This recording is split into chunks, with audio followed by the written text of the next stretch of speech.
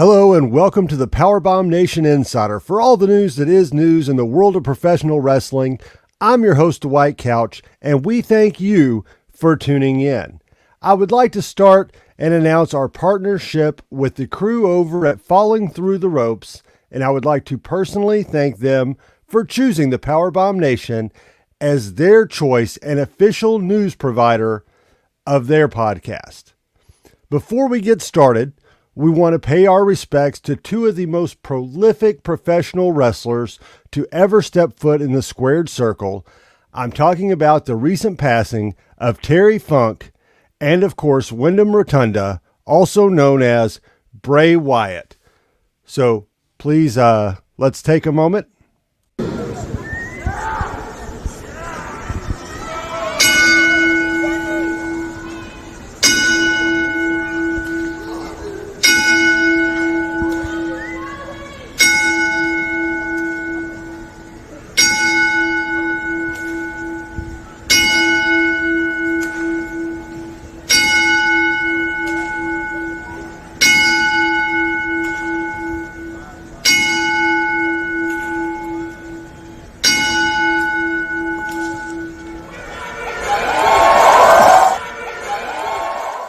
So I was in attendance at the tribute show that took place on SmackDown just a mere week ago, and to say the least, it was a very, very emotional experience, and we thank you, Terry Funk, and we thank you, Bray Wyatt, for everything that you gave us. And now on to the news. So AEW grabbing the main event of headlines, seems like all week this week, and they fired one of their top stars. That's right.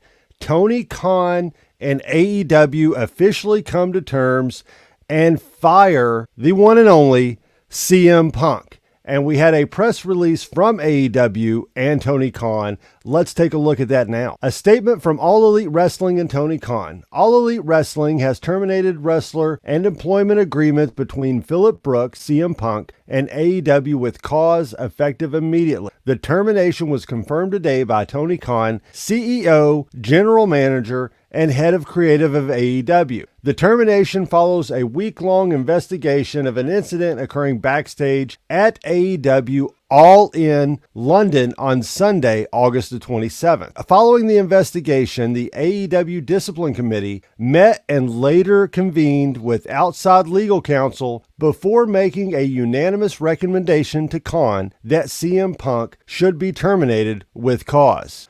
Khan offered the following statement. Phil played an important role within AEW, and I thank him for his contribution. The termination of his AEW contract with cause is ultimately my decision and mine alone. Of course, I wish it didn't have to share this news, which may come as a disappointment to many of our fans. Nevertheless, I am making the decision in the best interest of the many amazing people who make AEW possible every week. Our talent, staff, venue operators, and many others whose efforts are unsung but essential to bringing our fans great shows on television and at arenas and stadiums throughout the world. So there you have it. CM Punk no longer with AEW. This all stems from an altercation between CM Punk and Jack Perry at AEW All In, which resulted first in both men being suspended while the investigation was underway. According to one source, Perry stated his comments aimed at Punk before his match with Hook were merely to draw heat from the crowd. Punk forcefully shoved Jack, and then when Jack confronted CM Punk, this led to the alleged chokehold from Punk to Perry, and we all know how this supposedly ended. Tony Khan was said to have swiftly intervened and ordering CM Punk to release Perry immediately. This had to wind up being broke up by several staff members, and it was very unsure that the first match was going to happen in London. Allegedly, that's when Punk directed his frustration towards Tony Khan.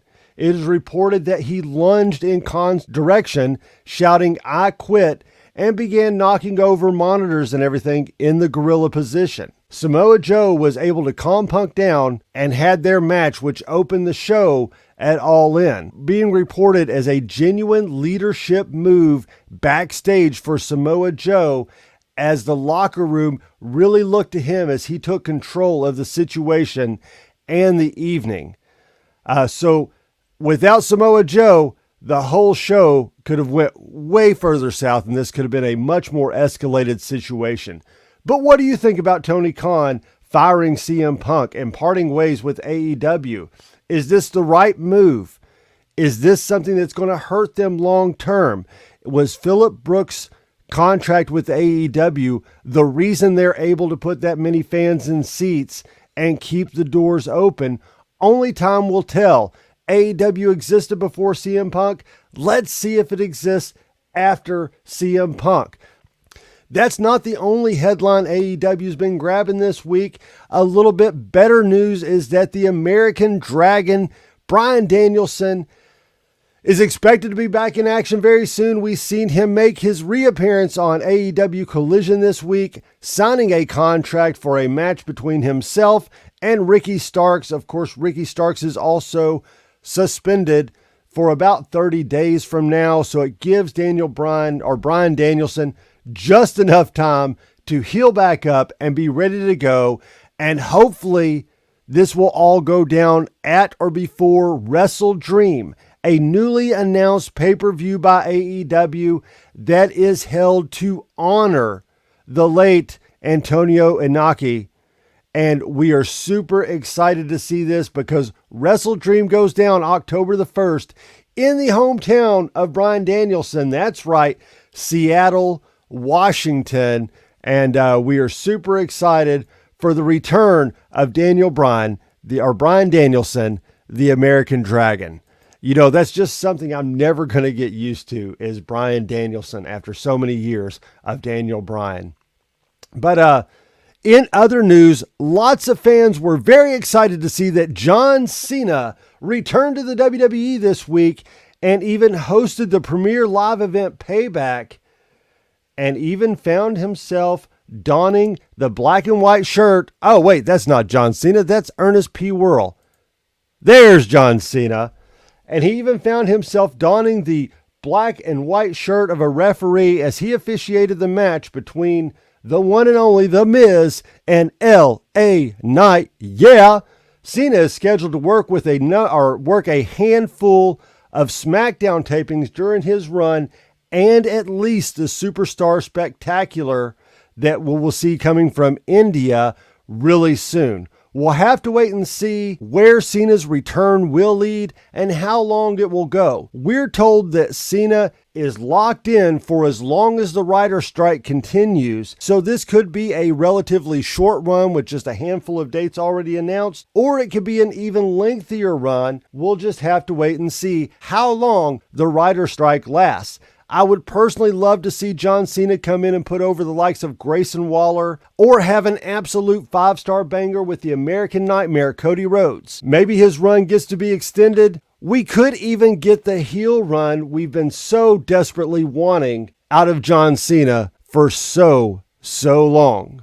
In other wrestling news, Ohio Valley Wrestling, the legendary training grounds that has put forth legends such as John Cena, Cody Rhodes, Brock Lesnar, Randy Orton, Batista, CM Punk, The Miz, and more, is set to be the center of a new Netflix docucenter that releases September the 13th. Developed by the creators of Last Chance U and Cheer, this wrestling documentary is going to follow legendary wrestler Al Snow as he takes over the reins when he bought OVW. Unfortunately, OVW's finances are in shambles, and he has to sell a majority ownership to Kentucky radio host Matt Jones. How will this partnership work? Will OVW survive? Will the legendary arena be able to stay open and continue to train the legends of tomorrow today? We're going to have to tune in on September the 13th on Netflix and find out exactly how it's all going to go down. I've had the pleasure of going to many OVW events over the years, and had the pleasure of meeting superstars such as Chris Silvio and many more. And I'm super excited for this documentary series to continue because, as Seth Rollins said on the Inside the Ropes or After the Bell podcast with Corey Graves, Seth Rollins talked about the current wrestling boom that we're facing in professional wrestling right now when he brought up AEW as the example, selling 80,000 plus seats in Wembley Stadium, making it one of the largest events in professional wrestling history and supposedly the largest gate for paid tickets in professional wrestling history. We are in the midst of a wrestling boom right now, folks. It's never been a better time to be a wrestling fan. You got anywhere from 8 to 9 products on TV, plus your premium live events. So it's a good time to go out there and see some professional wrestling. But before we leave you today, we wanted to talk about one last thing that happened at Payback, and that is the return of Main Event Jey Uso. And Cody Rhodes announced last night on the Waller Effect that he pulled some strings and got Main Event Jey Uso traded to Monday Night Raw. That's right. Main Event Jey Uso is on the red brand moving forward, and we're going to have to see where he can go in singles competition now that he has officially broke away from the bloodline and his brother, Jimmy. So how far do you think Jey Uso's Main Event singles run can go? Let us know in the comments below. Well, that wraps it up. That is all the news that is news in the world of professional wrestling today. I'm Dwight Couch. You can follow me at Powerbomb Nation on all the social medias. Make sure you drop a like and subscribe to the Powerbomb Nation, and more importantly, a like and subscribe also to our partners over at Falling Through the Ropes. Please like and subscribe to them all. Thank you so much, and have a wonderful day.